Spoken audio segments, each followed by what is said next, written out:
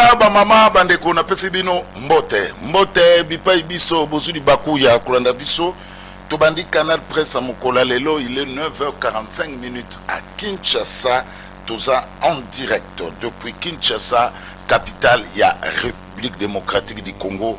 Encore une fois lelo Souka ya Sanza, samedi 28 2026 mois ya février et sili batata boye malam. Alors tout peut s'emboter na batu ya Pierrot Lev Lumika Lev Lumika na pesi mbote na mama binga mbote mingi depuis Paris zombote na yo tomto ya kende yo pe mbote Mario Jonas Kiaku yo pe zwa bambote ebele. Allez, souhaitez bandeko joyeux anniversaire na maman Bernadette Kassongo. Joyeux anniversaire maman Bernadette Kassongo. Joyeux anniversaire. Anniversaire maman Bernadette. Joyeux Limessé depuis Paris. Mimi Poutou Limessé depuis Paris. Maman Mimi Poutou Limessé depuis Paris. Joyeux anniversaire maman Poutou Limessé depuis Paris. Joyeux anniversaire maman. Merci beaucoup. Nous avons bagiselio mbula moko na bambula ozalaka nango maman Poutou Limessé Mimi depuis Paris. Joyeux anniversaire. Joyeux anniversaire na Gisèle Lompoko. Gisèle Lompoko. Joyeux anniversaire. Voilà. Gisèle Lompoko. Joyeux anniversaire. Gisèle Lompoko. Amis téléspectateurs, na pesambote na équipe technique parce que c'est le premier direct. Na pesi mbote na Freddy Takidi na Kupar Bola vers mbata mona Barumbu mona maman Marie Kembi. Maman Marie Kembi na mona asubilo côté. Na epte soki fait à finango quelque part na ebarate. Maman Marie Kembi na pesi mbote na Serge Kouilou, Mike Kamwaka, Gimpoutou, le grand maestro, le sélectionneur français Didier Deschamps, na pesi bino nyonso mbote mingi.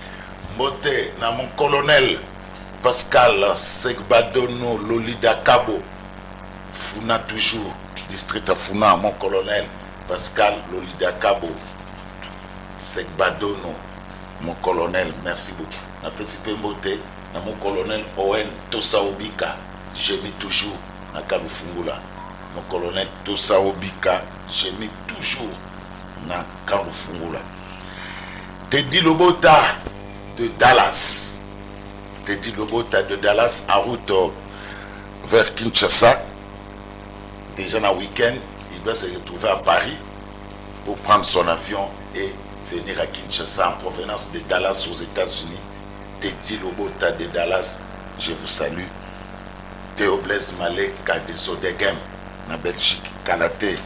Masananga Théo Blaise Maleka de Zodegem, Kalaté, na Belgique, na Pissio, Mbote Mingi. Alors, batata ba maman bandeko, naza na communiqué moko wa avis de recherche, il y a un Congolais qui a bungisi passeport naïe, comme on a un déco Aristote Bongenda, tout le monde le connaît, il y a MLC, Aristote, il y a MLC, aza koyebisa na baninga pe bae bani qui a bungisa ki passeport naïe, mokolo ya jeudi 26 février 2026.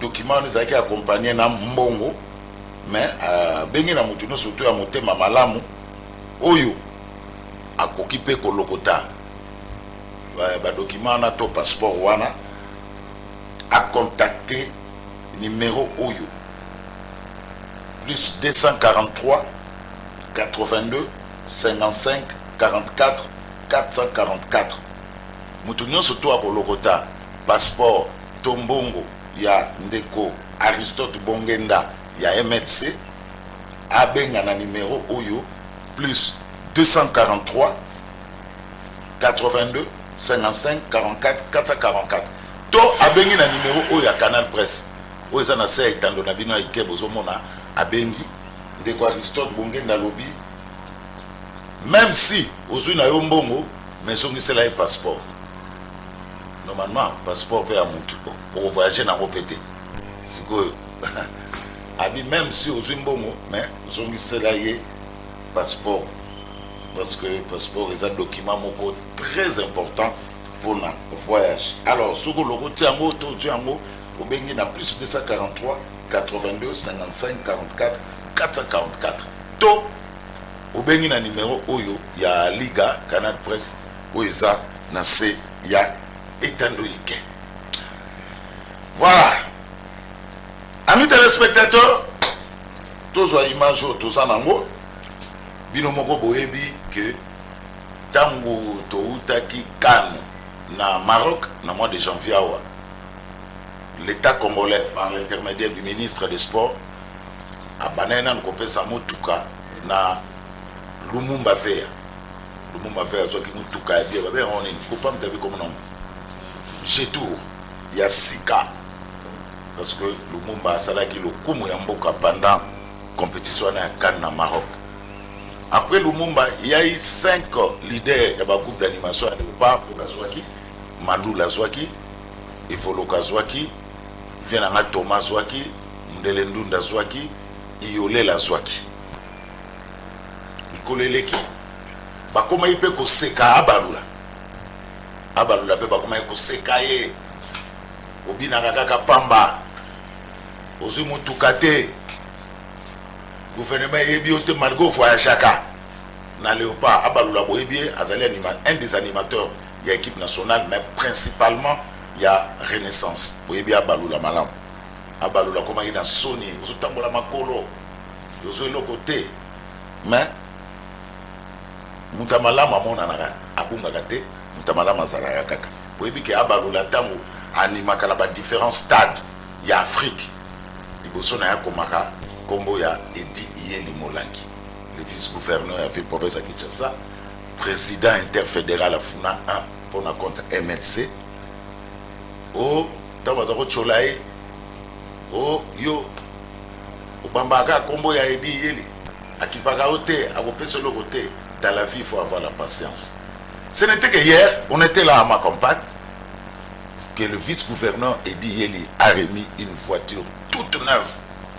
Et pas il y a Abalola. Abalola paye Azumotuka. Et c'est là que c'est mon miki. Allez, tout ça là qu'on a. Abalola, Azumotuka et pas vice-gouverneur et dit Yeli Molangi.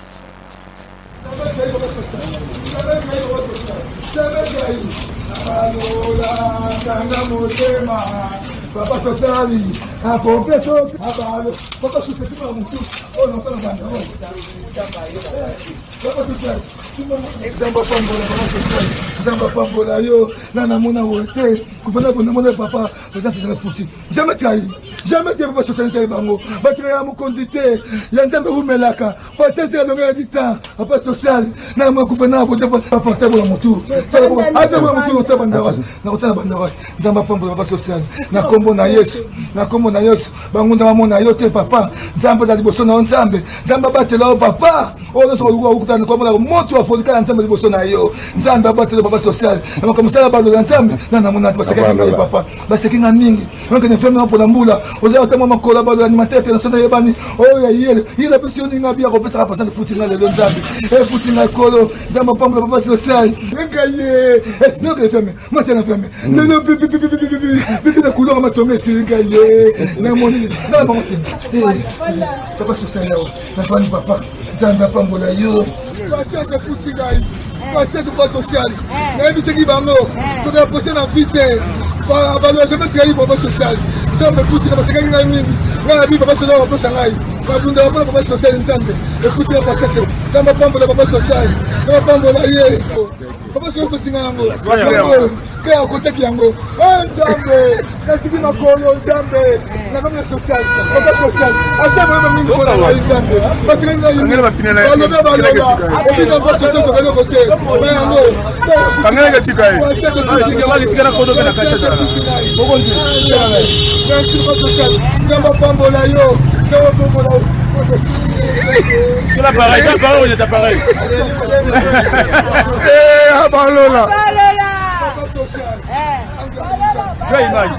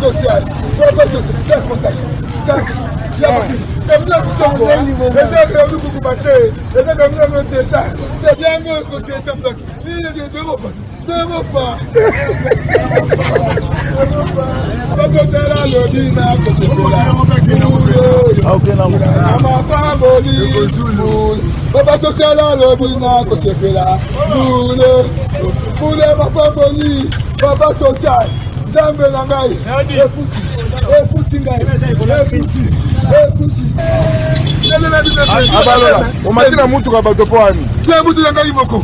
Yangaï Moko. Papa social. Papa social.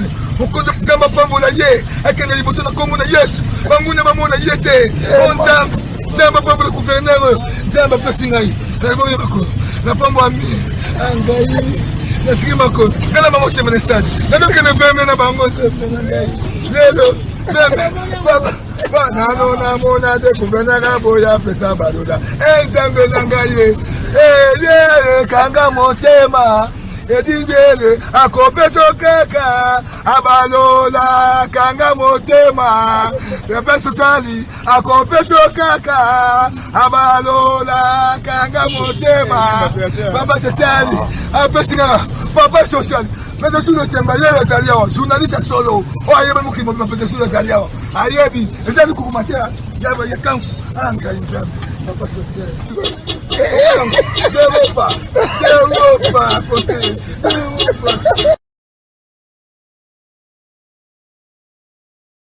Voilà, mes téléspectateurs, il était très émotionné hier à Balola. On était là à ma campagne, il était très émotionné. Il y a un véhicule, il y a témoignage na lobby, parce que qui est mingi, babinaga, ndege tido ga yemba timobina zoba pesa kese kwanga ya pamba. Abia zaobi na gagande mwana et le côté baninga bazuba véhicule de la part du gouvernement et le côté et voilà la patience a donc payé à Balola a eu sa voiture hier ils ont rêvé ils ont noté c'est ça la réalité a eu voiture na yeket ya sika il y a sika sans plaque on a même donné l'ordre il y a les plaques d'immatriculation resomba ba nani comment est-ce qu'on appelle ça, vignette, assurance, tout a été pris en charge par le gouverneur de la ville, le vice-gouverneur de la ville-province de Kinshasa, Edi Iyelimolangi, papa social, qui a offert une voiture toute neuve à Abalola, l'un des animateurs. Il y a Léopard, il y a République démocratique du Congo, mais à Zappé Mingi, animateur principal, il y a équipe, il y a Renaissance Fibo. Abalola Lobby, Azabi Soussou, Moutama Kolo, et à Komi Moutouka, la fille qui est Mingi, Moutouka Naya Mwana, le vice-gouverneur Edi Yeli, après ça qui est Lobby. Merci Mike Kamwaka, merci Gilputu, ce grand maestro. Voilà. Merci à un homme d'État qui nous suit. Lui, c'est le leader des deux provinces, la Tchopo et le Kassai. Il est leader des deux provinces, la Tchopo et le Kassai. Il s'appelle Doudou Fambali Koundeli Boutaï, que je salue, le ministre des Finances, qui a mis tout le monde d'accord. Les questions à la au salaire. Non. Doudou Fambali Koundeli Boutaï, leader des provinces, je vous salue. Allez, on prend le débat. Papa. Na pénité na mbang de Kozulu. Embouteillage les trop. Embouteillage les trop. Bima hôtel à mon embouteillage les trop. Mbote de Kozulu merci beaucoup Ben Singai. Bato benga ngami babi boeli nini na kulutuno na bite. Te na kasi batu. Wala bina ngenge nini oko mona na te kuna na bite kuluto benga nga. To dernièrement non tout monde na etando ike moko boy. Na débat na il faut munda bien. Totala golo d'idée de ça. Vieux robeta no bale na batere mais soki liga ezaka liga.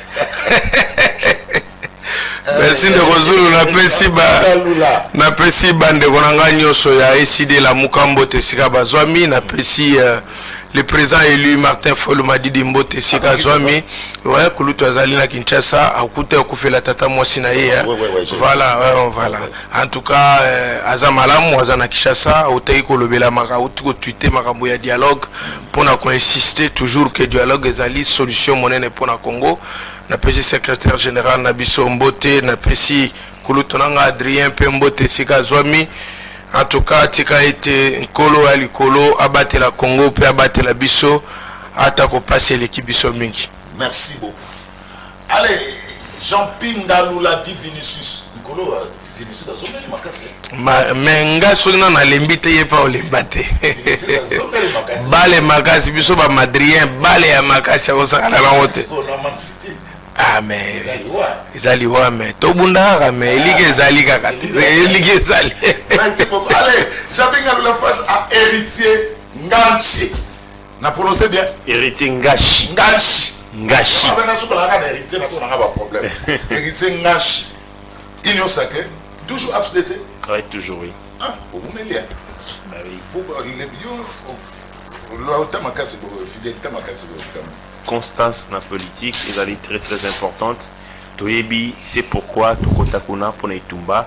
Alors tant que tu achevé yango na loté tozawana tozali loyal fidèle à professeur Modeste Bahati Lukwebo deuxième vice-président Sénat et je pense que tozo continuer à jouer rôle et partition na biso na kati ya construction et république.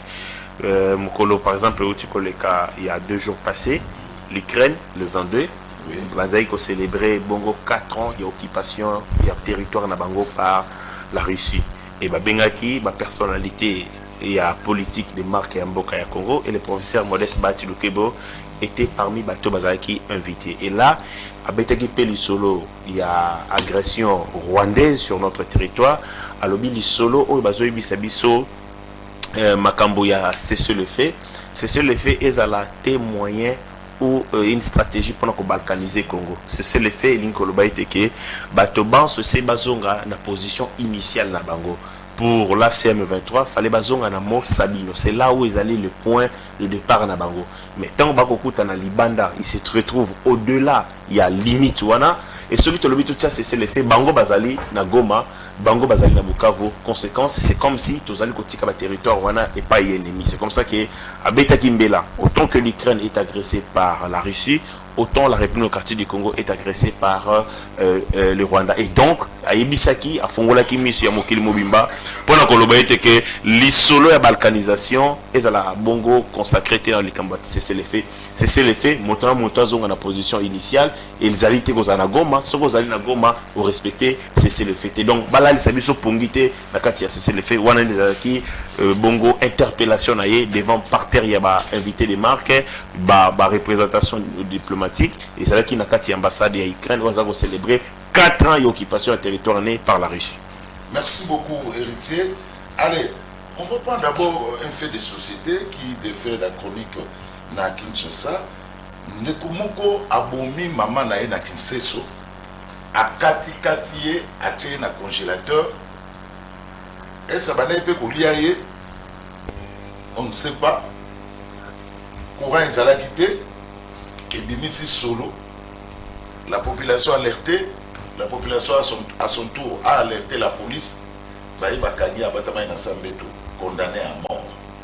Est-ce que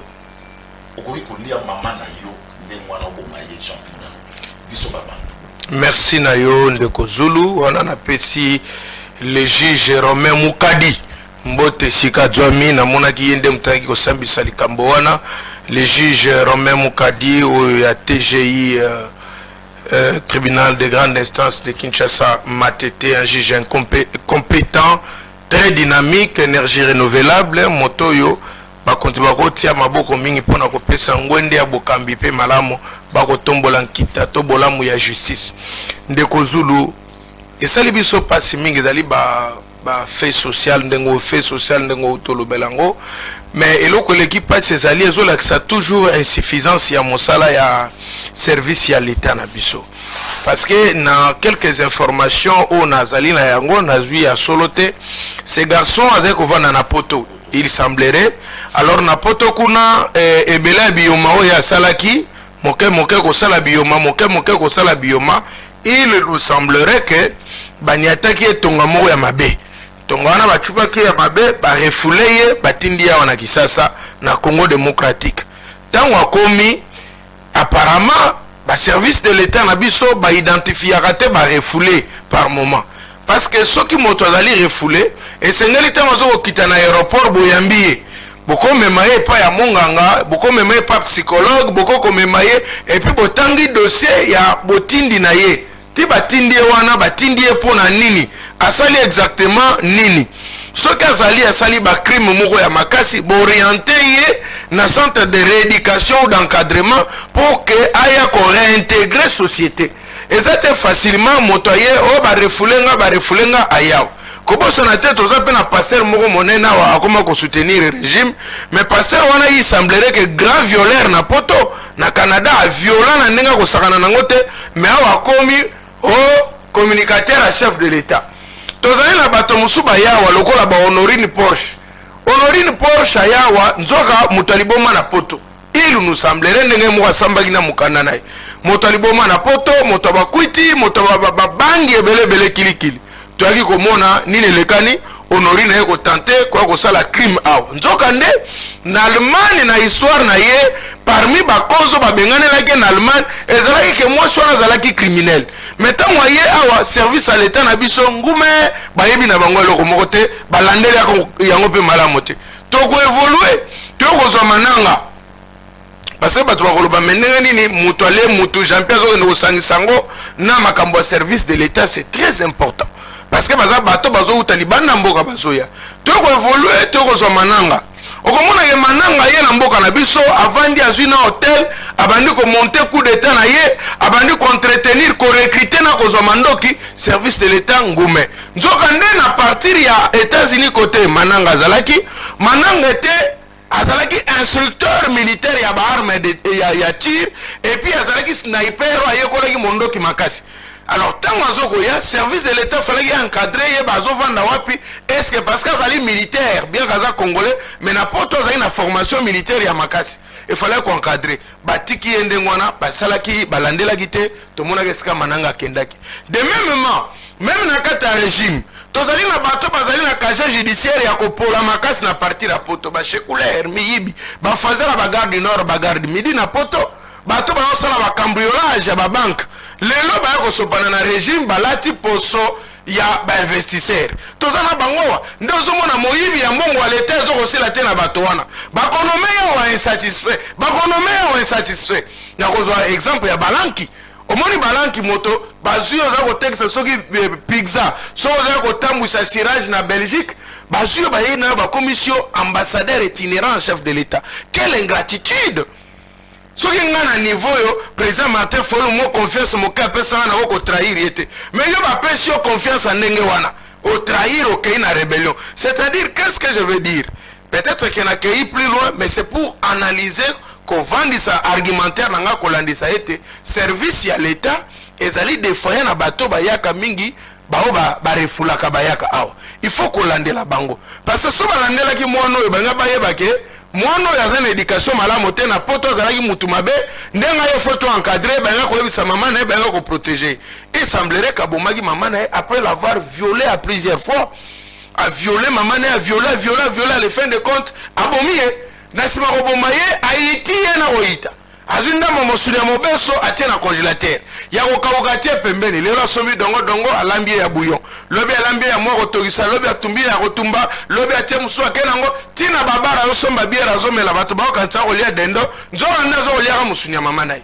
Voyez-vous, donc d'un côté azoko justifier kaza moto aliboma mezali ba faute ozokoloba ezoko kota kaka na nzela kolobela bayeba kokamba ekolo service ya l'état faut ezala efficace botika kolanda kaka ba télévision na ba opposant na sima non soyez efficace moto uti poto refoulé na tango na mobutu ezalaki refoulé na sosoko kitika na aéroport babulio bakena okozonga ndako te. Il faut une enquête approfondie bayeba ke yo ba refoulele nini parce que sokoza moto malamu ba ko refoule otende kozulu ozo comprendre parce que mbo mokolo babokola kaite. Alors il fallait que landela malembe koyeba moto na tango na mobutu soki balandeli yo bamoni ke ate peut-être olinga ko bwaka ngunda irataki séjour na yo esilaki balokoti yo na botamboli nde bazongi so ça va mais soko zali lié na ba acte moko ya vandalisme vagabondage kimoyibi braconnerie ozo sala babuzoba kuna na poto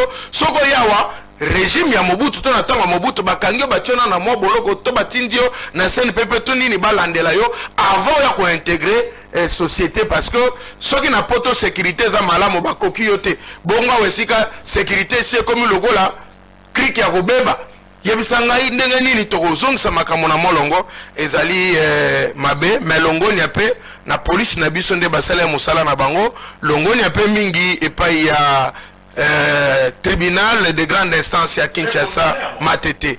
Il est condamné à mort, bien sûr, mais maintenant, Aboumi Maman Naye, ça fait tellement mal.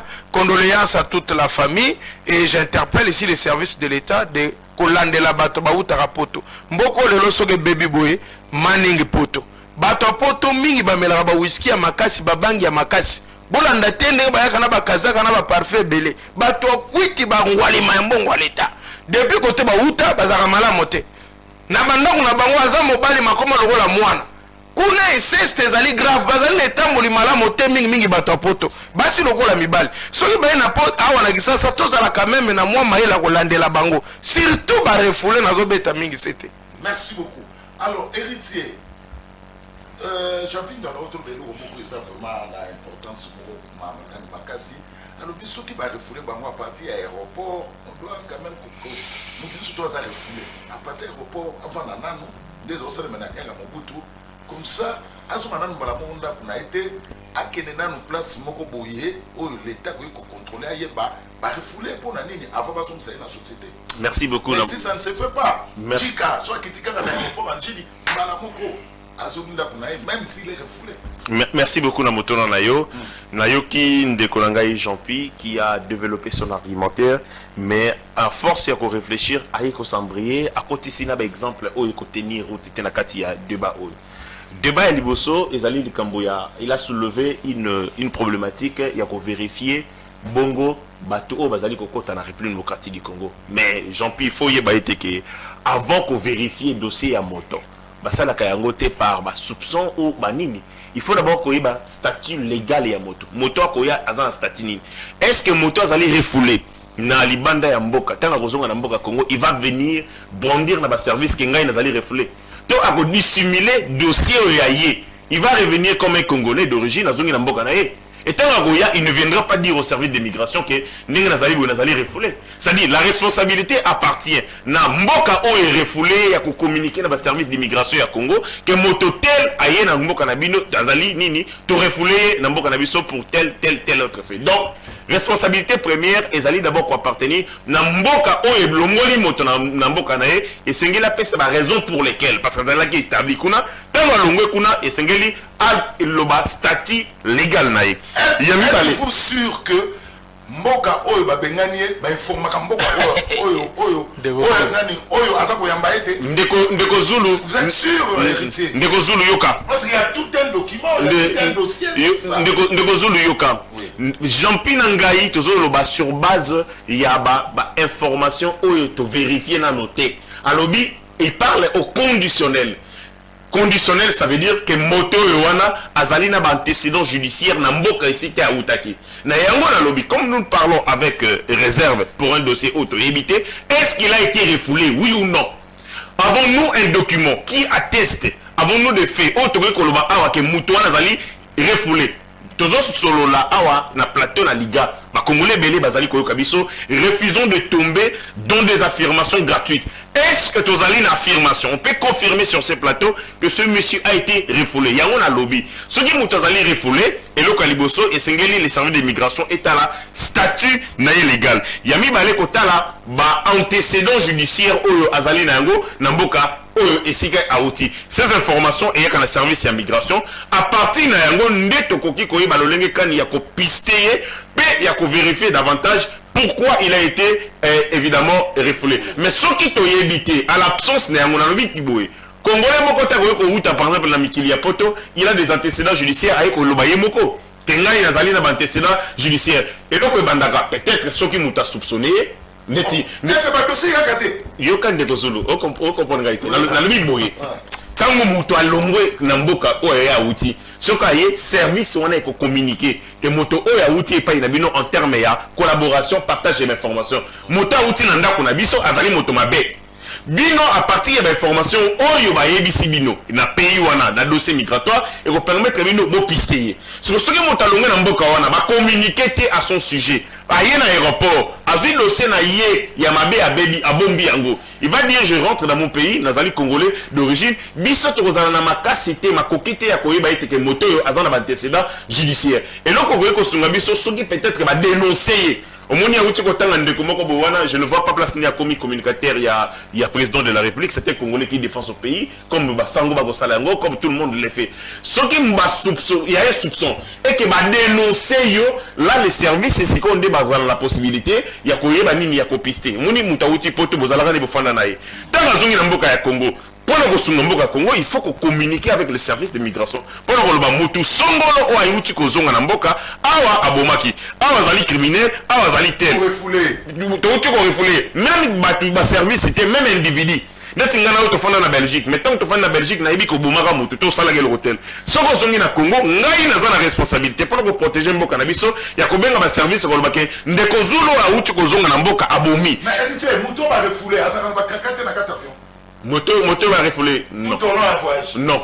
Bako kangaye na bakraka par exemple na cas extradition pour par exemple ma solo ya peine par exemple il a été faut poursuivre bo senga qui demande d'extradition wana zongi parce que yezali sous azala na nini na maboko ya justice mais moto bazali ba refoulé les années ba cause pour lesquelles ba refoulé peut-être sala ki na ye ba criminalité pour lesquels il a été poursuivi dans Mboka Wana. À cause de, par exemple, le comportement des alliés de lecture, des alliés malamotés, à cause de ici dans Mboka ya Congo, mais il n'a pas été poursuivi. Parce qu'on peut aussi vous refouler sans que vous allez poursuivre. Mais bateau n'a pas si le roi d'Axamoro. Moi, on a Christian Balanga.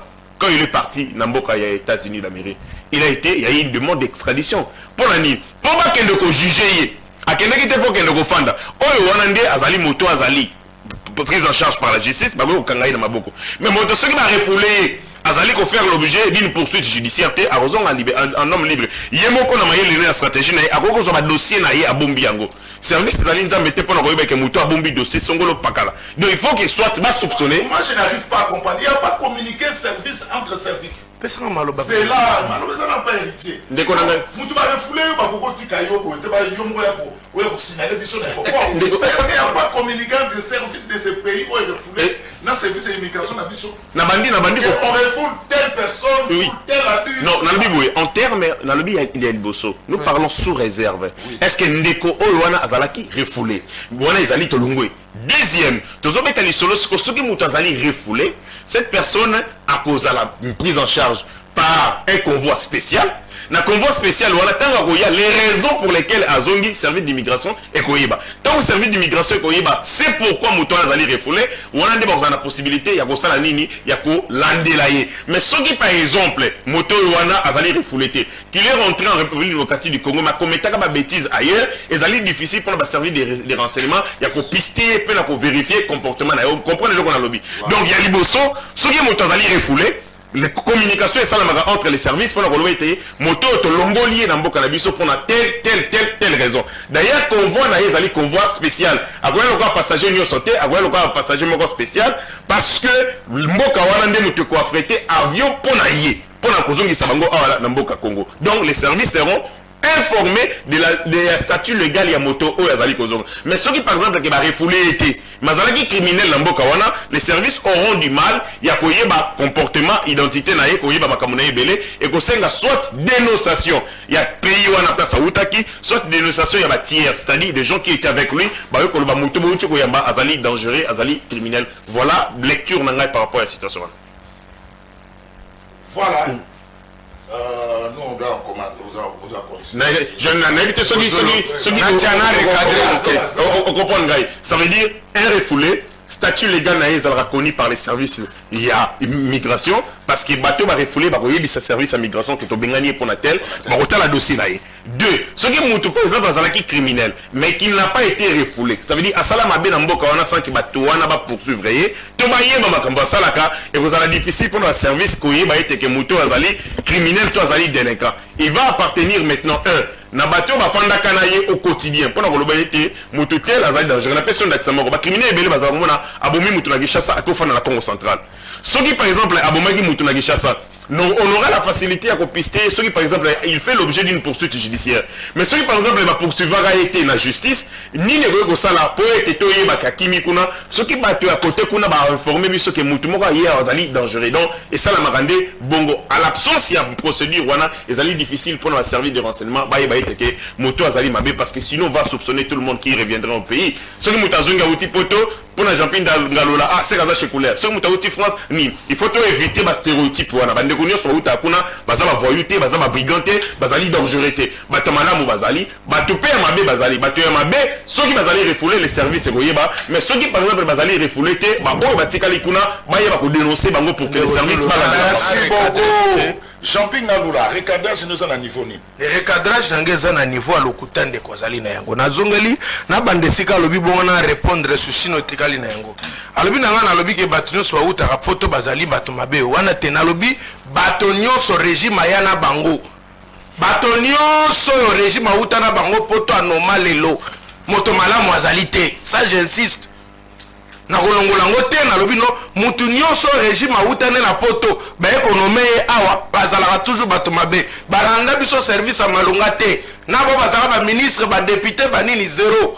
Alors écoutez alobi ke moto suka kiti na aéroport esengeli na ye yenda yebisa na service ya l'état eloko nini ba bengane lié poto ye ba statut juridique na ye to statut na ye ayeli na yango soki te ndeko moko azali kovanda na ye esengeli na ye adénoncer au service de l'état ya wapi ozozwa fonctionnement ya mboka ni ozozwa na ndenge nini ngachi.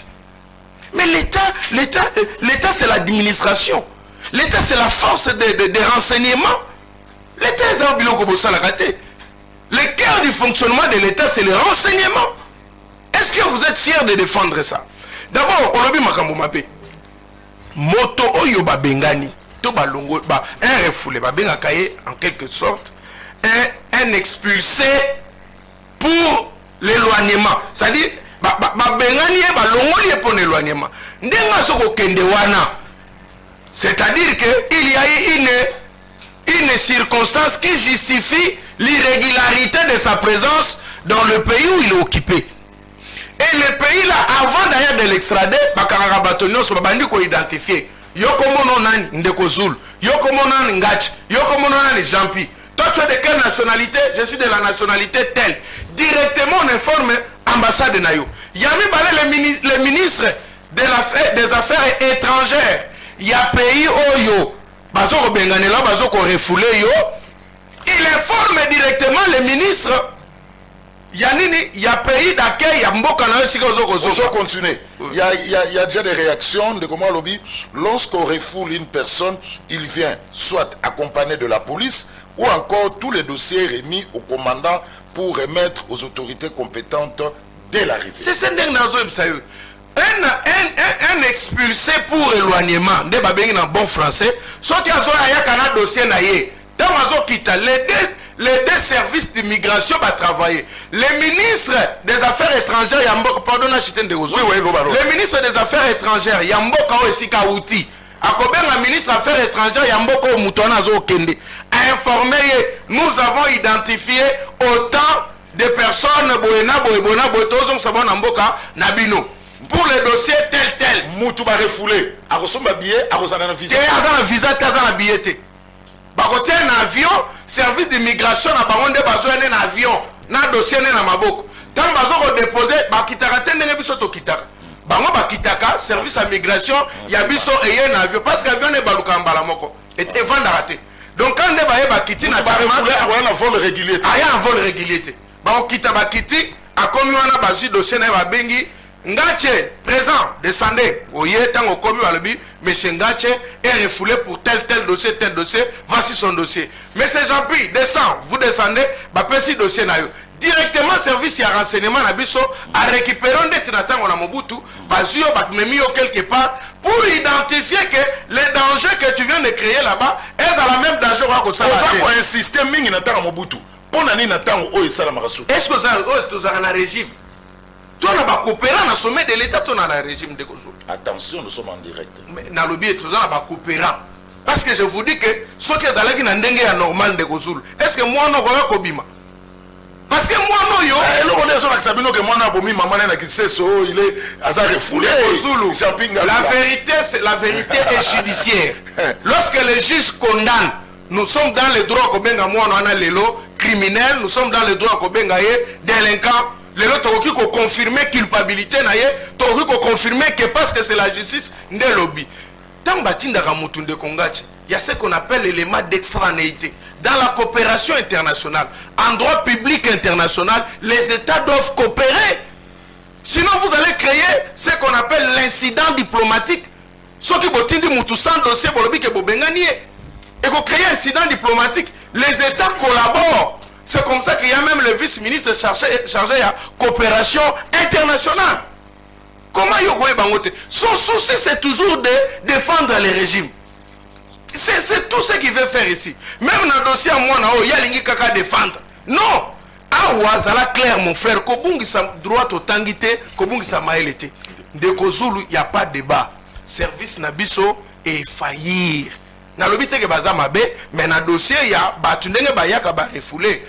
Il y a la différence entre un refoulé, un expulsé et un moto ba extradé. Un extradé. La différence est la différence, c'est que un extradé, azali moto pour un cas judiciaire par exemple, pour poursuite judiciaire.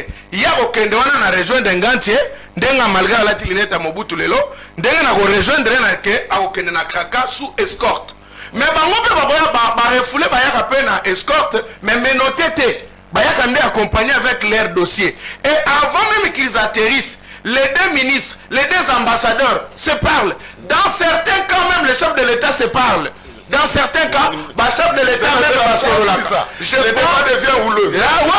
dans certains cas, les chefs, ceux qui ont motomoko azali ndeti tozwa lokola tozandeti batumo bayebani makasi. Batu bayebani makasi lokola le président élu Martin Fayulu m'a dit po mutu bayebani makasi na Congo zarayi. Donc ceux qui sont autorisés d'être cas na ye les États par leur président de la République ou de la République, ils peuvent collaborer pour dire mototozotinda motoboye. Alors ici, Nganche, s'il vous plaît, ça n'est de trop. Apparemment on dirait Maïle Boaki Ngunda, Maïle Kimi Congo. Parce que même les simple, tu veux engager un débat. Et puis voilà comment Nanda Kubatoba Sekio Balobi, mais comment Nganche Koluba Makambo modèle. Non, Ndeko, ça les laisse binayo. Ne souhaitez pas à défendre les régimes. Bah, vous contredire yo-même dans vos commentaires, tu seras ridicule. Voilà. Parce que nous venons en aéroport, avant de l'aéroport, au collègue dans un service d'immigration. Tu auras les documents entre tes mains. Bah, beti caché na oya entré, caché na oya sorti. Bon, hier, Azali Moto, bengani na mboka wana. Ayaka na documentaire. Hier, il semblerait qu'Aouti France. Il semblerait pas le Il semble. Mais parce que c'est comme ça que j'ai dit. Mais sur le dossier de la science, je te dis que. Il semblerait. Mais écoutez, lui veut profiter parce qu'on dit au conditionnel. Tu sais, tu es un intellectuel. Tu sais pourquoi je n'affirme pas. Non, on a vu pourquoi Nazo affirmé comme intellectuel. Nazo affirmé. Mais ce n'est pas pour autant dire que ce que je dis, ce n'est pas une vérité. C'est une vérité. Donc, tozali na débat ya moto wana te tozali na débat ya ba principe. Est-ce que un moto azali expulsé pour mesure d'éloignement ndenge babenga ngo na elobeli ya ba migration tout en droit international tout en relation internationale, est-ce que moto wana ba contrôler ke na aéroport oyo akitaka ya mboka na bango? La réponse est oui, ba contrôler ka bango. Merci beaucoup. Et so ba koutier na ka wana ba retenir. Merci beaucoup. C'est là ba débat nous c'est important. Yo ka dialogue. C'est là yo pour recadrer après toquer na sujet na bisa souka. Alors, tous on a un message. Bonjour Ndeko Zulu, juste une question pour savoir, notre police nationale n'a pas de kraka au lieu à kosala rabasinga. Au lieu à kosala laka basinga. Bonjour Canal Presse, mon frère était refoulé depuis Chypre. Il est rentré sans dossier et puis ba service ba yebi parce que bazonga ka n'avion mon côté na ba passager. Maître Ngalula a totalement raison pour tout ce qu'il dit. Bonjour Canal Presse. Ce monsieur dont on fait allusion, ce monsieur a été refoulé. Ses amis qui sont allés les récupérer à l'aéroport les témoignent, précisant qu'il a négocié pour sortir des installations aéroportuaires. Et cela a pris plus d'1 heure. Okay. Bonjour Ndeko Zulu. Ceux qui ont refoulé Moutou, service à immigration à pays à outils, va remettre un dossier naïe auprès à personnel et à bord. Il y a un avion qui à leur tour les remettront une fois arrivé au pays d'origine de la personne. Donc automatiquement le service Bagozoa relève. Bonjour Ndeko Zulu. Loba na héritier. Ayeba qui refoulé tous les deux services basalaka ensemble oya tindina oyo azoyamba. Bonjour Ndeko Zulu. Ndeko Jean-Pierre Ngalula a raison na makamba lobi. Il faut ba service na biso et la balande la ramutunyo sozonga mboka. Nous à l'extérieur, on voit comment les gens aiment leur pays. Bonjour Moutouba refoulé amataka na avion na batu nyonso. Ça c'est vrai ou c'est faux? Allez, héritier. Ndeko Zulu nako ebisa ndeko nangai Jean-Pi. Ma ben biso toko sala ba débat mikolo, ça veut dire tozali ko yoka pas pour comprendre mais tozoko yoka pour te répondre. Tango obandi ko réfléchir ou ko réagir na makamunga na lobby, mais ko se rendre compte que au contredire ngane loko mokote. 2 au lobby makambu pe ya lokuta. Ozali scientifique comme moi. Totika débat sensationnel, débat ya balabala. Tango lobby baton nyonso oyo ba outil poto ya régime oyo bazali mabe comme scientifique. Oyo ko pesa ngai donner batongo bazongi baza combien? Merci. Ceux qui bazali combien oyebi nombre na bango? 2. Ba oyo bazali mabe bazali combien? À partir ya données wana empirique toko sala débat pour ko évaluer ba fait o outil ko attester que ba immense ba yena régime oyo ba outil bikili poto bazali mabe. 2. Faut na sala précision ndeko bato manso oyo ba refoulé bango bazali bato yo basali ba crimité moto mususu ba ko refoulé pour des raisons d'irrégularité à papier. Il y a papier. Ça je l'ai dit. Au lobby en côté ngam to lobby en côté ko ba yango je l'ai dit. Ça dit yo na mutu na yo olingi otie na moto ya ba kongomani que moto nyoso ba refoulé aza criminel aza bandit. Mutu mususu ba ko refoulé pour cause d'irrégularité à document na ye. C'est comme ça que dossier na ezali irrégulier. Na bato ba uti kolanda mabe ba kolanda biso selon ba clivage politique. Ce qui montalingaka yo nyoso lobeza ya solo ba or en réalité nyoso na uti koloba au contredire ngane loko mokote na lobi 1 yo na ngai tozali na précision té sur dossier wana est-ce que ba refoulé? Oui, mais on vient de confirmer. Non, il a fait plus d'1 heure de Ndeko Zulu. C'est qu'on négocie. Ndeko Zulu, yo zali mopanzi sango zali crédible. Non, on a indiqué un message au Gim Puta Tindelinga. Message au confronté à la source nous suppose à la sûre. Ezali information liboso yo kitango yo kiwana okosengo confronter yango parce que ko établir vérité sur base d'un seul SMS. Ezali imprudent pour la mission. Donc nya yango wana sous réserve il y a statut il y a moto azongi statut légal naie parce que nanga inande ko Zulu to éviter sur hasard refoulé. S'il est refoulé et que to ke une hypothèse au bouti ko loba ete qu'il a négocié, c'est-à-dire il y a eu corruption. Donc ba yeba ki azali moto mabe et que service par le biais ya baninga na ye ba négocier pour ba exfiltrer ba benda ye sika yo wana pour être nini azala poursuivité pour na fait au asali par exemple na mboka wana pour ba ta la identité na ba yeba mabe na asali. Donc ce qui ezali bongo et que cette information s'avère vraie, c'est-à-dire les services ba metaki ba koyaki na copie ya kanyaka il est salé que moto azali danger public ba yebi lo lenge qualité ya ko encadrer pour épargner ma vie humaine. Est-ce que kozanga papier et infraction na poto? Kozanga papier na poto les infractions na koki koloba avec beaucoup de réserves. Na koki kon affirmer le côté parce que ceux qui kozanga papier et zalaki une infraction, eh ben les gens seraient arrêtés sur le lieu, ba condamner bango sur le lieu. Ba refoulaka bango pour nani? Ba refoulaka bango parce que d'après, je parle sous réserve, d'après régime na bango répressif, kozanga papier na mboka na bango ezali infraction te, nyonso bako senga ezali kozonga na mboka na. Donc bako ko condamner te na mboka na bango pour manquement de papier. Donc ozana na situation d'irrégularité. C'est comme ça que bako zonga ça na mboka pour que on régulariser dossier na yo afin que ozonga na mboka na bango. Donc na kozanga papier na konspolanga na yebité na koki ko affirmer te que ezali bongo une infraction na mboka ya poto. Merci héritier, merci Jean-Pierre Ngalula. On prend le deuxième sujet, un débat très important, très important, mais moi, il faut continuer dans le. Et mon anagi le rôle en mouquet. Allez, question simple. Jean-Pierre et Norbandana, Nabana héritier. Après, non, pas Jean-Pierre. Héritier, Namboka Nabiso, mon colonel, tu peux mettre fin à l'ikambo avant qu'on ait pouvoir, il faut ça la rébellion. Vous en avez 5 minutes. Merci beaucoup. Likambo oyo ekosi la mokolo oyo tokoboya kosala ka ba dialogue avec bato basimbi mandoki pe basopi makila ya bakongomani parce que tozali ko assister à ce qu'on appelle un cycle infernal, un cercle vicieux. C'est-à-dire quoi? Motopo akota na ba institution, il faut aboma bande konaye, faut tangisa makila. Pour politique en République démocratique du Congo et comment quantité ya makila oyo tangisi na mitu ya bakongomani oyo okati. Tangu yo bomi bango au pression sur le décideur politique, pour ça la négociation, tant pour ça la négociation au continent d'institution. Alors, le dialogue est comme il y a un moment, il y a récompense, il y a des criminels. Les criminels, ils sont galants. Au moins, il y a des gens qui Ituri, des gens qui Beni, avec comme général 2 étoiles, général 3 étoiles.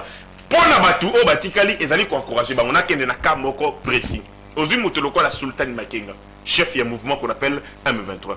Sultan Makenga. Il n'y a pas Koufi.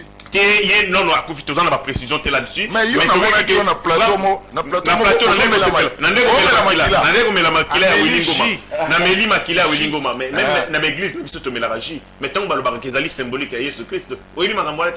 C'est symbolique. On peut prendre quelque chose où il courrait na ngoté mais beaucoup utiliser ba élément au babengi il y a analogie nango pour le baité et le côté ils allaient ko représenter symboliquement oui mais non sont symbolique na sociologie na zongi na makambo ya ni na kota na makambo na yé wala taloba et donc na melaki makila Wilingo mais ali symbolique Wilingo a dit que lui a mangé les chairs humaines ils allaient pour défier biso pour la sabiso kaza impitoyable aza sans pitié biso pe photo yebisa bango biso pe tozali sans pitié vis-à-vis na bango yango na melaki makila na ye na plateau et puis na sepelaki na sepeli parce que la Bible ici est recommandé biso tous se réjouit quand les criminels bakokoya et comme un criminel akoyi ezali menace ezali réduite contre biso ba congolais na ye na lisolo bande koloba ba processus nyonso ya ba dialogue oyo batu ya lamuka Martin Fayulu ko senga ezali bongo un moyen pour nous récompenser les criminels parce que quand on connaît la dialogue nous allons discuter sur le partage des pouvoirs parce que sous Kakaka bongo banda 1990 le dialogue nous sur salabi to sous Kakaka on partager le pouvoir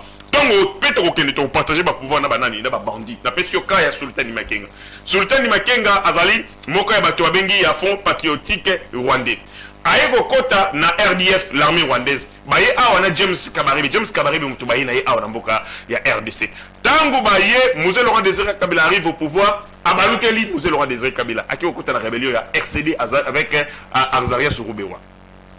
Tango nani RCD ego koma na bokondi, aïgo koma colonel. Un Rwandais qui devient colonel en République démocratique du Congo grâce à la dialogue. A commis colonel avec le RCD RCD est ça la défection, il est la CNDP, il est parti avec toute une unité à la CNDP. Donc CNDP est au côté de pouvoir, parce que le CNDP est côté de pouvoir à travers ce dialogue, accord au signé qui est dans Batouana, il est avec ça la sous défection, avec ça la M23. Et M23, il est rejoint par Batounaye et ainsi de suite. Donc aux hommes que Moutouvi n'a Mobimba. Comme il y a ça la rendette, il est le Mouaramasina et que au bout de la ville, il y a qu'au bout de la maison au bon Congolais. Cela bon mi Congolais et même il a pouvoir. Tant que le pouvoir, Azali est satisfait, Azali frustré, Azongi sous un mouvement insurrectionnel. Abomi sous ma Congolais, Azongi n'a pouvoir. Donc, entre pouvoir, n'a Koboma Batou, n'a Katika, tu vois, donc, Koboma Batou. Et comme il y a les moyens faciles pour accéder à Bokondi. Alors, auto style, ça y a libéra. Il y a un autre qui est dans Sun City, tu signes accord global inclusif. Nakati ya accord global inclusif au signature et le kozaï nango pour ça il y a qu'on terre les armes de manière définitive. Mais pour taire les armes de manière définitive et sengeli ko décourager ba immense au bazwaka bokondi à travers les armes, c'est comme ça qu'on a décidé plus jamais motakoyi ko bokondi à travers évidemment les armes. Mais malheureusement après koti ya constitution oyo il y a 2006 batu belé ba koti sous na bokondi par les armes. Conséquence et encourager ba misusu batikalaki ya kosala ramandoki kosima mandoki kobuma ba congolais au moins la pop politique ya moto on les a la nombre ya ba élu na nombre ya pop politique ya moto zali quantité ya makila ba maître ki ya makila tangisi to quantité ya mutu ya bato ya kati nde yango et kopesa ye poids politique pour exercer pression à contre la bokondi. Donc pour finir de manière définitive la question oyoana et sengeli to boya ba dialogue avec ceux qui ont pris les armes et ceux qui ont tué les Congolais pendant la décision. Parce que les Rwandais utilisent les Congolais. Voilà. Tant qu'on utilise les Congolais. Mais les Congolais, on a beaucoup dit. Tant que les Congolais, on a beaucoup dit. Il y a ce qu'on appelle, il y a un élément motivateur, un élément motivant. Où est coupé ça bango, bongo, likia, intérêt à ça la bitumba. Parce qu'ils savent, ceux qui ont sali bitumba, si je me fais un nom, n'a commis important. Et ceux qui ont commis important, je négocie, j'entre dans les affaires. Ceux qui ont boyi dans le Congo, on se décide. Plus question que ça la dialogue avec ceux qui ont touché les armes pour pas contre l'institution à l'État, et bien nous aurons résolu la moitié à problème. L'autre moitié à problème est notamment avec le président Félix Antoine Tshisekedi, partenariat avec les puissances de ce monde, notamment pour acquérir matériel de guerre nécessaire, pour matériel en termes de renseignement, mais aussi pour restructurer, pour redynamiser l'armée Nabiso. Les lois résulter les alliés au Wana, Nayoki Tangu Sunani Akoufi, Wilingo Makoufi. Vous savez que Liwa Wilingo il s'appelle si Batouebele Mingité, surtout quand il y a Jean-Pi, ils ne sont pas la sécurité. Bango la sécurité.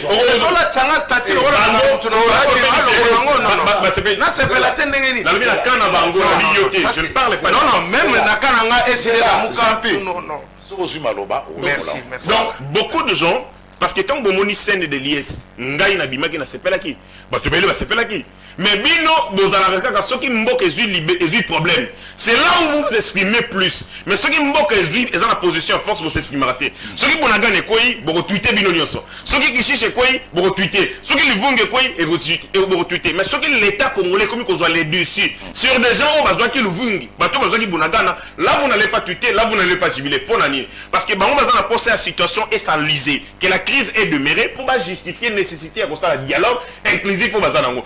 Tant que tant que le dialogue est en train de s'éloigner davantage parce que tout ça, le dialogue pour la ligne, sauf que l'État congolais à travers l'armée a besoin les dessus sur l'ennemi. Donc la guerre, l'instabilité en Boka Congo, ils allaient font des commerces pour certains opposants, notamment dans la camp et la chambre. Il y a un moment que ceux qui sont l'État congolais, les forces, les FRDC, prennent les dessus sur l'ennemi, bango bagoyoka passer. Il y a ceux qui ont combattre malaria, ils vont soutenir Nani Bangungi. Parce qu'en réalité, ils ont besoin de cette situation chaotique pour justifier des pour avoir une institution. Avant, je pense que tout ce il y a un débat sur les refoulements. Est-ce que les Congolais sans carte d'identité, ils ont une fraction? La République démocratique du Congo. Tu as une carte d'identité. Ils ont une fraction. Je ne connais pas une disposition, il y a un Mboka Congo, où il lobby, que ce qu'on a une carte d'identité et ça l'est infraction. Mais je sais tout simplement que les Congolais ont droit à une pièce d'identité. Une chose, Ndeko Zulu, et là qu'on y a oyo ezali infraction et ça l'a pénalisé. Et c'est qu'il faut un régime répressif nango. tozali na droit pénal les alliés droit moko va que été il y a sentiment droit pénal les alliés droit de stricte interprétation ça veut dire ce qui eloko nyonso za na kombo na yango ce qui infraction les alliés infraction ne faisant la combo na yango et puis régime répressif nango ezala na moni ndeko Jean-Pierre ko sala recherche sur internet pour atteindre ce régime répressif il y a carte d'identité les alliés à mon avis ezalité donc il n'existe aucune infraction Oyo, il y a absence, il y a pièce d'identité. Voilà. Merci beaucoup. Bonjour Canal Presse. Bamboka mosusu soki ba refoulé moto, soki azali na documenté bazonga kana mboka uti.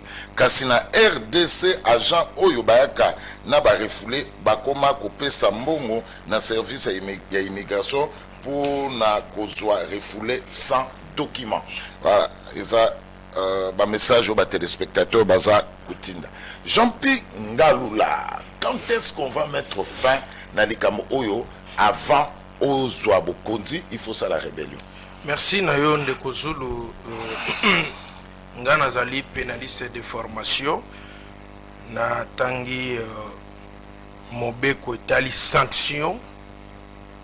Ndengeni kolandela, ndengeni kotia ordre na kati ya mboka to na kata société ubi societas.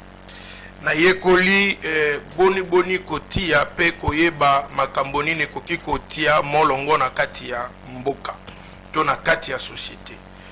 Ndeko Zulu tunaki ndeko na ngai ngante eske kozanga ba papier na poto ezali infraction te carte d'identité te ne bandeli carte d'identité ne bandelo tunaki alobi na yo ezali infraction te.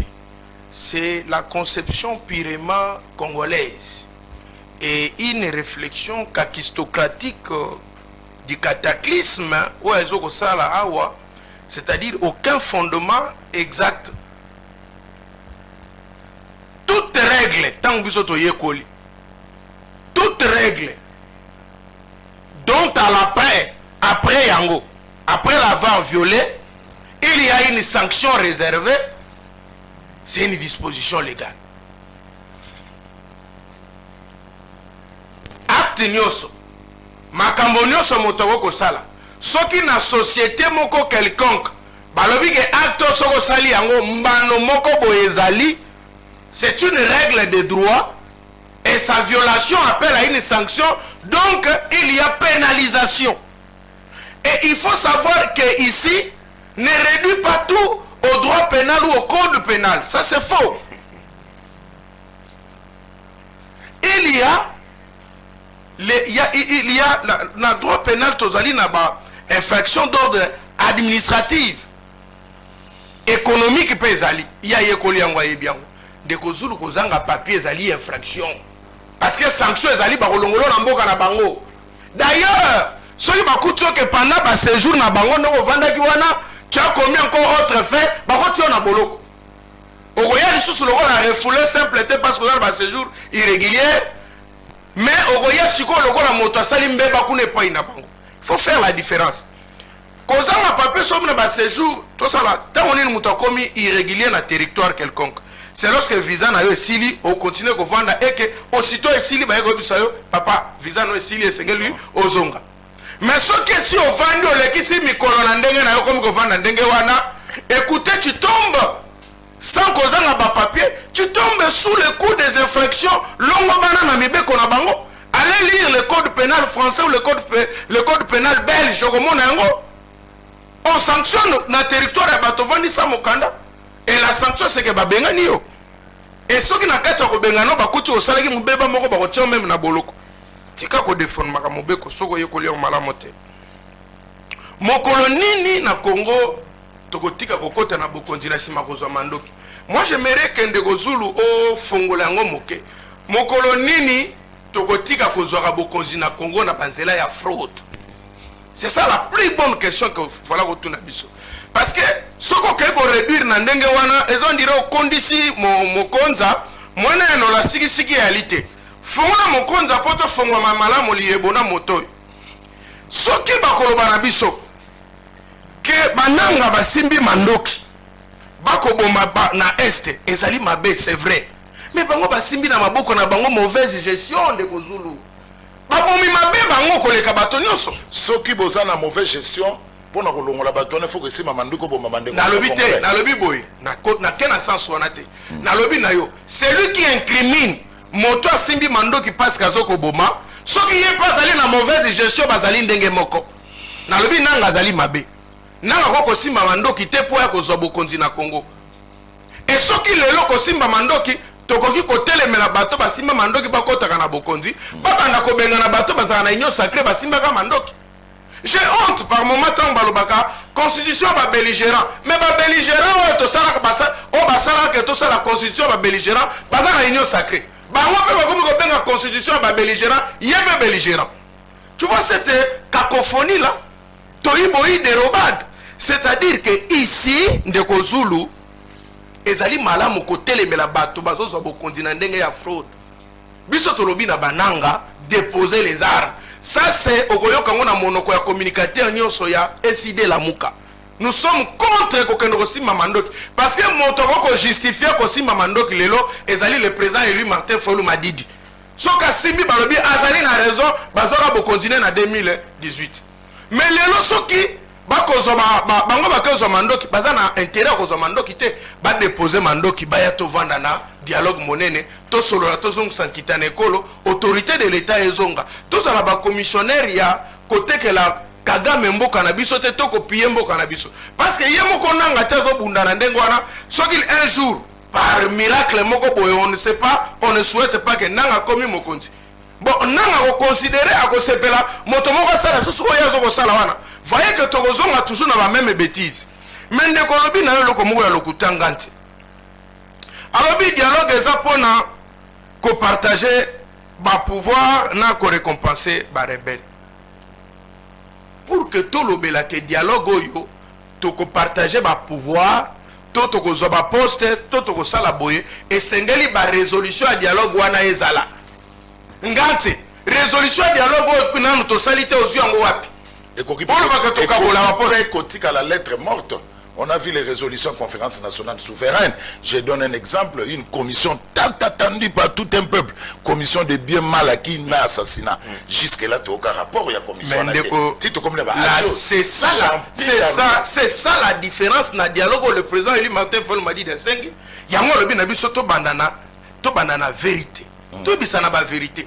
On évalue les anciens dialogues tout ça là. Pourquoi ba dialogue wana ba résolution nango esimbate? Et pourquoi to combien on a dit la crise est sécuritaire et non politique. Motokolo banendo wana zali il est très politique. Aza motoko ko kangana ba chaîne ko ketika na CNPP. La crise n'est pas seulement sécuritaire, la crise est d'abord politique. Mais c'est la crise politique. Non, c'est la crise politique. C'est l'agression dont on est victime.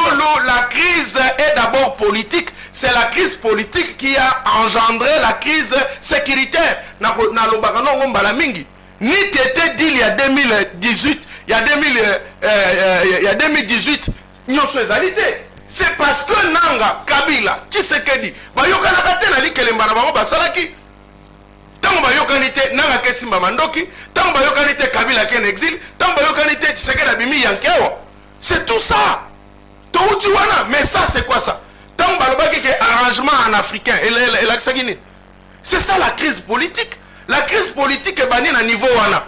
Receleur, voleur, na témoin, ba dégager crise politique. Et crise politique est engendrée que Nanga ko simba mandok, Nanga ko créer maintenant crise sécuritaire. OK? Alors, motoko lo banon ndengwana zali il est très atangi malamote. Soki nazali na psychologie ngana benga imbécile. Nanga benga ya abulik. Nanga lo bana za sans niveau. Soki nazali na politique nanga lo bana ke no oteka masangu. Parce que politique eze sika na été. Différence ya dialogue tozoko sala ndeko Zulu ezali ke ya liboso tokoloba na ba vérité. Nous allons évaluer comment ça cité simbakité to se tolobela ni ba vérité na sima kolobela na vérité ndeko Zulu dimension monene to sali réconciliation. Tant tozo sala réconciliation c'est pour se dire que bon malgré tout yaki tozali bana tata moko mama moko tala monguna linga zo bisomboka tala balkanisation linga salema. Voici les dangers à peuple. Alors na sima nango toyokati. Après réconciliation, cohésion nationale. Après réconciliation, cohésion nationale. Alors siko bande ko na biso bakufi. Ah voilà. wana tuni motuna malamu toko solo la sort na bango pe na kati ya dialogue toko solo la cause na bango la justice transactionnelle ko salema toko solo la toko yeba bato bakufi toko sala na bango nini kuna tozo kende ko laver bato te les responsabilités seront établies mais seulement avec une dimension de vérité et de réconciliation. C'est tout ce que nous allons faire. Et aussi parce qu'il faut savoir si nous partons dans le juridisme dans le procès bah condamner Nanga, qu'est-ce que ça a changé? Bah condamner maintenant Kabila, qu'est-ce que ça a changé? Est-ce que ne voyez-vous pas que la cohésion nationale est très importante? Voilà maintenant tu vends peu boto sutuka dialogue est très important ça pour nos big sabangachi. Nganchi azo melaji alabi na meli makila na Yesu makila na Nanga Willy Ngoma ya Willy Ngoma. Mais écoutez Willy Ngoma non comme on ande balo baka Willy Ngoma kufie dites-nous nous sommes en droit militaire. Nous sommes en droit militaire. Quand est-ce que l'armée de l'air intervient? C'est pour soutenir l'armée terrestre. Et quand l'armée de l'air frappe, l'armée terrestre récupère et bloque. Et c'est ça on récupère. Dites-moi maintenant, yo meli makila au sepeli, Rouba ezana maboko banani. La question la plus simple. Lélo, tu peux confirmer sur ce plateau que Rouba ezana maboko na biso. Alors c'est là où moi je me pose des questions. Est-ce que action monene ndengwane zeleka poto bo manabiso Willy Ngoma? Mais là on est joué ndeko Zulu. Si on tue seulement Willy Ngoma, oui, on s'appelle Willy Ngoma. Mais la place à Willy Ngoma, on va remplacer Moutoumoussous. M23, va koufisika Willy Ngoma, va koufisa va terminer ne kolekapé Willy Ngoma. Qu'est-ce que ça a changé sur le terrain? Moi, j'aurais souhaité que lorsque l'armée de l'air est frappée, pour nous soutenir l'armée terrestre, il fallait tout récupérer Rouba et Lélo, et on était en train d'avancer. Mais j'ai suivi Top Congo hier avant de dormir, que les M23 va avancer, va récupérer plus de 5 territoires, 5 villages encore, et puis va avancer à grande vitesse. Qu'est-ce que Nalobi Nalandi Top Congo, je donne la source. Nalobi Bazongi, ils sont en force. Va récupérer sur le territoire, va avancer à grande vitesse. Qu'est-ce que ça nous a aidé? On peut se réjouir parce que Willy Ngoma Koufi, ou on doit se réjouir que tu récupères Goma, tu récupères le territoire, tu kangi Rubaya. C'est là où nous disons, Oyo, apparemment, il y a un Sengaki, professeur à l'université, Nyon Sacré, bon côté que l'anga ba diplôme na bino, na kolukango na tambo na mo solomoke aliawa, bomoni awa mwambongo yali, ozo mona ezali nini? Ezali enveloppe ya bien, ezana ba mbongo wa. Motora moto elinga diplôme botekeli ngai na comme professeur d'université na comme pembeni ya ba continent yebisa bango sekele. Ici le chef de l'État a besoin ya ba conseiller plus stratégique. Merci on ba koloba na ye chef de l'État tala sur le plan ya armée tozoko kate sur le plan diplomatique tokomi bilela la mendicité diplomatique la diplomatie agissante boyozo bango la mendicité diplomatique. Nous sommes aidés par la communauté internationale et nous-mêmes on fait rien. C'est là qu'à la minute on va voyager aux États-Unis pour aller dire Trump, Moussa Gindi Wapoto, Tala Babandi Kwavanse, Trump Olali, Trump a tellement attendu envoyer Nanga Longwe. Biso tozana papa, mais papa n'a pas commandé, papa Moussous. Ça ce n'est pas bien. C'est comme ça nous disons. La solution aujourd'hui, oui, c'est le dialogue. C'est le dialogue. Donc, après le dialogue, tu nous rassures que tu as récupéré Goma, tu as récupéré Bukavu. Tu as récupéré Yango parce que tous les Congolais te revendent autour d'une table, tu as la vérité. Tu as touché les armes, pourquoi? Merci beaucoup. On se comprend. Allez, mais tant que vous avez bandenge wana, mais si vous avez bisangai, mobondoka kezali a pembenia. Un conflit ethno-tribal. Yamoke. Babando Zongisa déjà ba arme. Manel Bazongisa. Bazongisa moto, l'exemple même. Eliezer a dosa la populisme, le Wola Moutamba. Laissez faire son travail. Merci beaucoup. Sécurité, niveau nini. Allez. Oh non. Il me reste 10 minutes parce qu'il y a une émission, une animation après moi. Il faut que je cède de l'antenne. Donc, il y a 4 minutes. 4 minutes pour la mort de la fin. Et puis, il y a 2 minutes pour la désannonce. Ça fera 10 minutes. Il y a une émission na Champing Alula. Non, non, Ganti. Il y a une émission na yo. Loba vérité. Il y a aussi une émission na Ganti. Allez, 4 minutes conclusion. Champing Alula. Nache chrono. Ndeko Zulu, na kosenga na bandeko na biso nalandaki mokonza moko babimisi ya kopola balobi le chef de l'état azali na mandat azali nde na mission baillettré constitutionnel et politique wana toyanoli bango na mokuse ete article 70 ya constitution na biso ezali clair soki batie moto teti l'article 219 de la constitution est clair. Ce qui va tirer sur Gamutu Teti, l'article 220 est clair. Ce qui va tirer sur Gamutu Teti, tu peux appliquer sur l'article 64 contre Bango. Parce que bisous lobby, tu sais qu'il a géré des mandats naïe. En tout cas, article 64 est clair. Ce qui a cambi, asilisa à Longwanaye. Et le Kwami Balé na Koloba, dialogue est très important pour Namboka Nabiso. Bande Konabiso, botique agitation. Botique agitation. Tobi Kisamboka na monoko moko balobaka soki mwana zoko bela mabele pe zoko bela babi kisaka nini babi kisaka mabele awa c'est vrai toko boma batonyo so bazali na est est-ce que c'est ça aussi garanti que bakonyo so pe bakotika ko sala ba rébellion? Nous disons non. La solution aujourd'hui demeure que le dialogue. Bomoni comment le président élu Martin Fayulu Madidi akufeli alors kazana ebembenase azole la mai na miso matali tata mwasi na yena note Abisi maman Esther Fayulu alobi maman Esther Fayulu atakoza motema malamu femme courageuse la distinguée la très intelligente femme ya nakatia basinyo so bakonzi alobi na ye écoutez ce que je vais vous te dire je dois l'obligation à la nation à qu'il y a tweeté alobi na bino le dialogue est très important nous devons aller au dialogue l'air ne joue pas en notre faveur ngongezali na biso te bato bazoko kufa esi baleki to gagner temps to kende rapidement na dialogue Yami balé na koyebisa bango ndenge na biso bamongo balobaka ndeko Zulu makako yokaka mokusate kasa kwanza mingi botu na likaku yo yokaka mokusate meko kwanza mingi ya nini metokuti mokusa wana pepa ya ba mama meso ba kwanzi banukuti keloko nini nde na ngona koyebisa na bangante eloko moko na bina bangante ngante bokesenisa makambo agitation ko kwanza pamba bozo kwanza tolo maboye bino bosagite kaka liwa ya bwili ngoma ya pamba epesi batoyo bosambulu lo yengezi bango to changer constitution. Nous avons dit clair de konangai que nous l'opposition avec le peuple et le président élu Martin Fayulu Madidi on répondra na Ndeko Chilombo parce que Ndeko Chilombo le baka na biso qui peut m'empêcher le président élu Martin Fayulu Madidi après 1 heure du temps à saler les vidéos à l'objet moi. Donc, tous alliés à ceux qui vont changer la constitution, on vous change vous. Mandé Cécilie, token de la dialogue est ça pour nous kabola ba posete, dialogue est ça avant tout pour nous qui sabino, pe robi qui sa école na biso. Gestion na bino zali mabe, maye zalité, courant zalité, pas si l'école na passe ndeko Zulu na na wenze moko ba bengaka na selembao, wenza makolongulu ba bengaka wenza fota mobile. Ndeko Zulu na kuti bazo kanga ba tomato yo, ya linzanza bakomi ko kanga ngona ba sacha mike.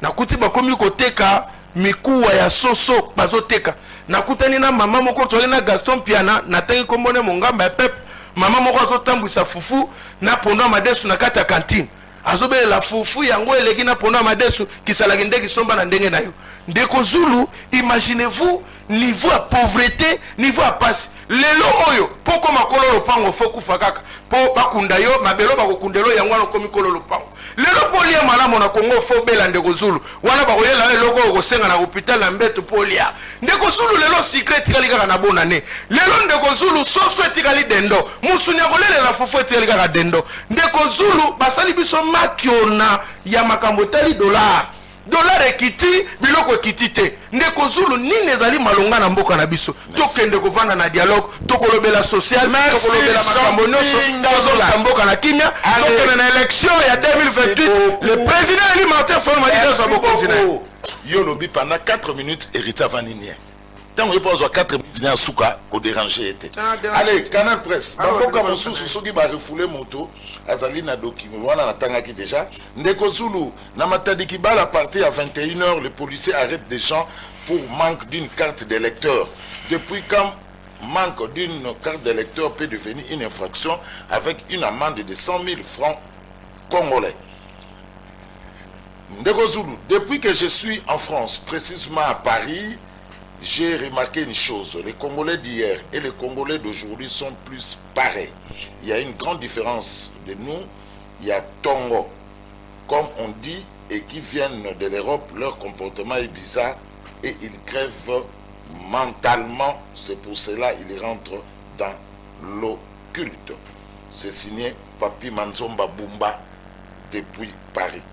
Canal Presse, ce qui RDC lelo est commis pour na kozwa pouvoir dans la rébellion, ezali pour na ba oyo bazwaka pouvoir, ezalaka na volonté à peuple té. Pe balingaka ko respecter constitution té, pe balingaka ko diriger mboka na ndenge ya constitution té.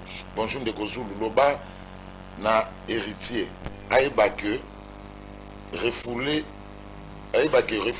tous les deux services basalaka ensemble oyo atindi na oyo azo yamba.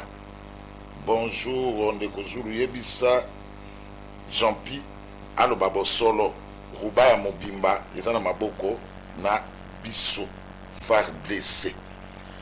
Voilà, 4 minutes conclusion et puis on désannonce l'émission. Ndeko Jean-Pi otangi na droit, otangi osali faculté à droit. Lelo bakambo chikoloba ezali soni. Tako senga yo ozwa diplôme na droit okata yango. Parce que on se perdre dans le domaine na yo. On veut bunga ailleurs, mais na makambo etali droité. Papa Nangai Zulu, Jean-Pierre Lobi, te condamné Kabila, te condamné Nangai Salini. En fait, lui qui est juriste, Oesengeli a soutenu le fait Yako rendre Motonion so justiciable, c'est-à-dire Motonion so Sengeli à répondre dans acte devant la loi. Jean-Pierre Lobi te condamné Salini. Donc d'après Jean-Pierre, il faut te condamner Motosu Soute Soka Salimbeba dans Mboka ya Congo. Et aux alliés avocats. Au Kendaka, devant les cours et tribunaux, les lois au lobby te condamner et Salinini. Ma collègue no ba yo ki makambo uchikoloba. Est-ce que tu crois vraiment au droit? Est-ce que na collègue ça zarane na confrère? Ça va, c'est bon. C'est le côté yo tangi. Au tangi droit. Mais à lobby boye condamnation et Salinini. Donc, pour naïe, dans un état de droit, on ne peut pas condamner les gens. Mais bateau yo bauti bazali condamné. Pour outi koloba bateau bazo moment ah pe ba sala mes gestion. Jean-Pi. Infraction à mes gestion comme on dit. Tout n'a été toqué. À vous répondre à la balabala. Mais bateau oyo ba condamné bango ezali pour la qualification grave. Intelligence avec l'ennemi. Participation à un mouvement insurrectionnel. Aux autres, association de malfaiteurs. C'est-à-dire, ils allaient établis en fait et en droit. Ce que tu as dit, bateau et bazali, kokamamabe awa, mais gestion. Réponse n'a pas bateau. Mais ça veut dire que pour des soucis de mes gestion, on tuerait les Congolais. Est-ce que réponse n'a mes gestion? Et ça bateau, tous les alliés qui y a dans ma ponami, que ça l'opposition aux alliés républicaines pour amener le peuple à épouser projet dans la société, peut pas passer à compte.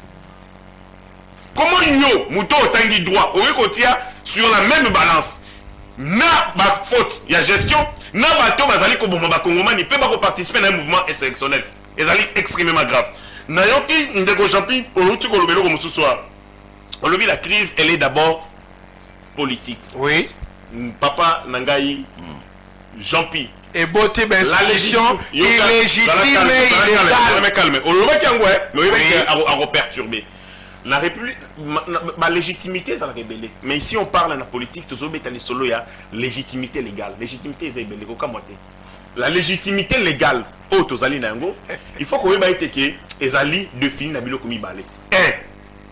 Ezali, Biloko Nyonso, Oekolakisa, de manière légale, Ndengenini ozui bokonzi, pendengenini okoyangelango. Ezali ba modalité légale d'exercice, mais aussi il y a nini, il y a gestion ya bokonzi. Ndengo ko gérer, pendenge ozui yango dans mécanisme d'évolution. Or, le président Félix Tshisekedi azali le président le plus légitime ya histoire ya République démocratique du Congo. Pour nani. Après c'est ezali ba fait.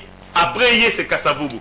Mais Kassavubu a été élu au suffrage universel indirect. Le président Félix Tshisekedi a été élu 2 fois. Le suffrage universel direct, lequel est ça là qui aucune contestation. Parce que cristallisation, il y a crise. Il y a eu contestation. Cristallisation, c'était quel type d'élection là? Cristallisation. En 2018, il y a eu une élection. En 2023, vous allez une élection après. Veste no eza élégante, mais yo moko mutolati veste oza élégante. Yo moko là oza élégante veste élégant. Cristallisation, il y a crise politique et la contestation, il y a résultat.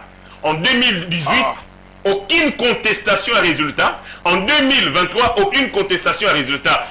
Il y a eu combien de morts sur base, il y a contestation à résultat. Mais avant le président Félix Tshisekedi, dans la 3e République, en 2011, il y a eu contestation à résultat. Et Bato Bakoufa 400. En 2006, il y a eu contestation à résultat avec papa Jean-Pierre Bemba, Bato Bakoufa.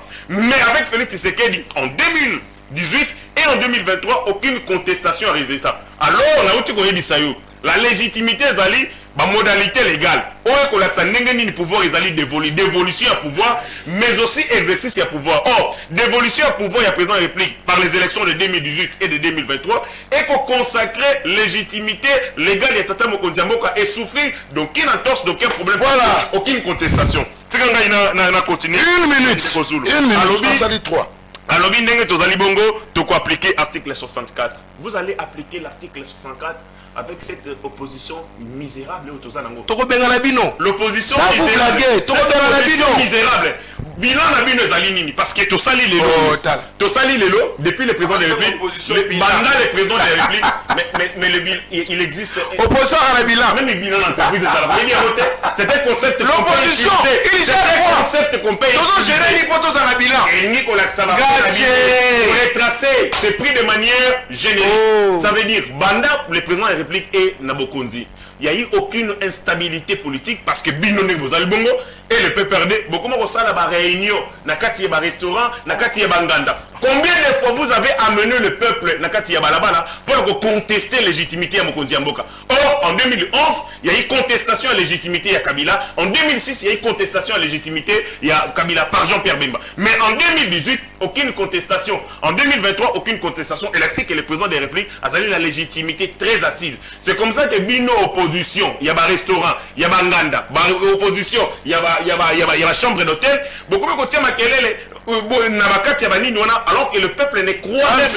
Le peuple ne croit pas votre discours. Le peuple n'est pas avec vous. Donc nous avons un président le plus légitime. Nous avons un président le plus légitime depuis 1960 et nous avons une opposition incapable de mobiliser le peuple parce que le peuple a changer alors la constitution. Si on est incapable de changer la constitution, peuple a dit que Bino allait soutenir Rwanda. Et puis non.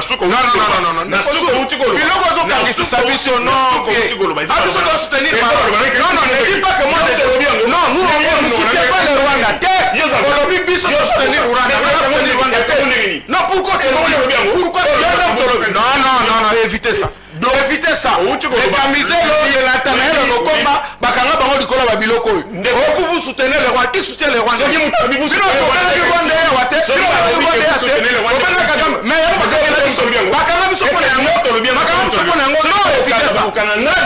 ne passe pas au plateau. Évitez ça. Personne ici ne soutient, Nangani ne soutient Kagame. Et ça, il faut éviter ça. Wilingo Makoufi, le lobby échanger Nini. Wilingo Makoufi, ça change beaucoup. Parce qu'avant, il y a qu'à résoudre la crise sécuritaire. Il faut qu'on bombe bateau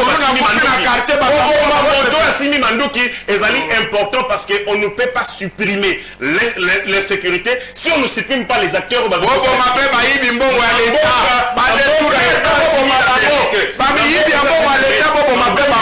En 2011, le 1er et le 2 mai, Tango Babomi Oussama Ben Laden, le président des États-Unis d'Amérique, Barack Obama a festoyé. Non seulement Bima que nous Kabola Batouba, Oussama Ben Laden, tu comprends Oussama Ben Laden avec Willing Gombe.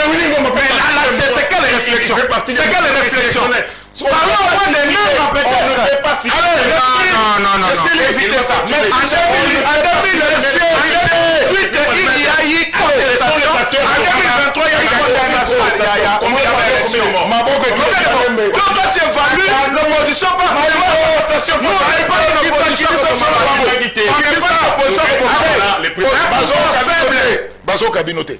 Shopping na tout nos questions moko mena so banga soki na binoka lobaka ba oui ou non. Répondre par oui ou non au conseil nga ba littérature. Oui ou non, répondre oui ou non. Après dialogue, il n'y aura pas partage de postes. Après dialogue, tout le monde oyo bako participer na dialogue, bako zala ba respectueux ya ba résolution ya dialogue. C'est ça la réponse. Merci beaucoup. Par résolution, il y a dialogue et salité. C'est que Motoro Kolobatek partage à gâteau. Nous serons, SID Lamouka, nous serons responsables et nous allons respecter les résolutions qui vont sortir des dialogues. En 2023, et si contestation pour résultat, en 2018, on a contestation. Et monsieur Sidi, donc on a contestation. 5 secondes. En 5 secondes. Les dialogues, les alliés processus, il y a qu'à crédibiliser l'agression rwandaise. Parce que par ça, vous avez la crise des alliés entre Bisso et Bisso. Or, Toyebi, par rapport aux alliés établis, que Moutoua qu'on y a établi à outil Libanda. Donc, pour ça, le dialogue, dans le contexte, voilà, les alliés côtiers à Kagame Moupandi, mais pour responsabiliser. Dans le chef de l'État, le gars Badolo Kamba Bandimi Yango, par exemple, va crédibiliser alors.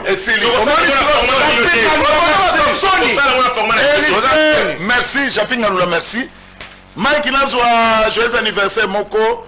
Joyeux anniversaire na Ariana Boduka. Ariana Boduka.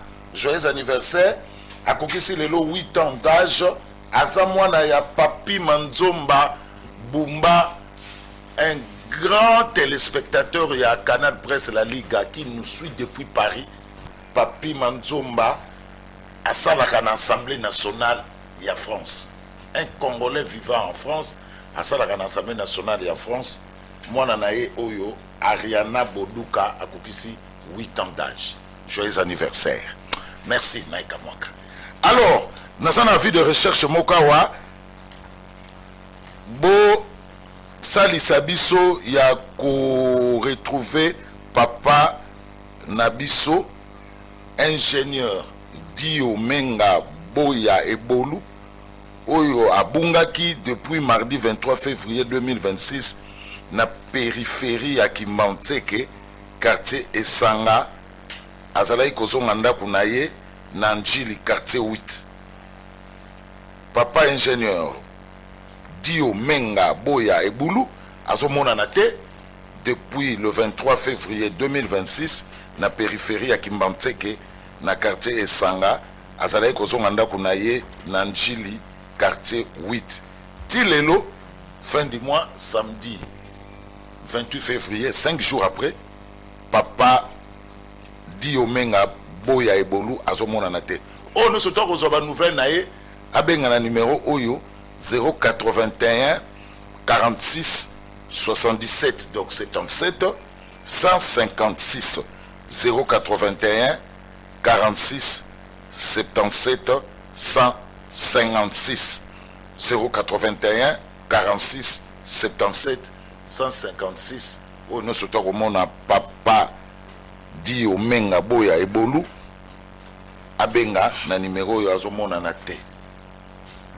Amis téléspectateurs, émission City. Il y a le samedi 28 février 2026.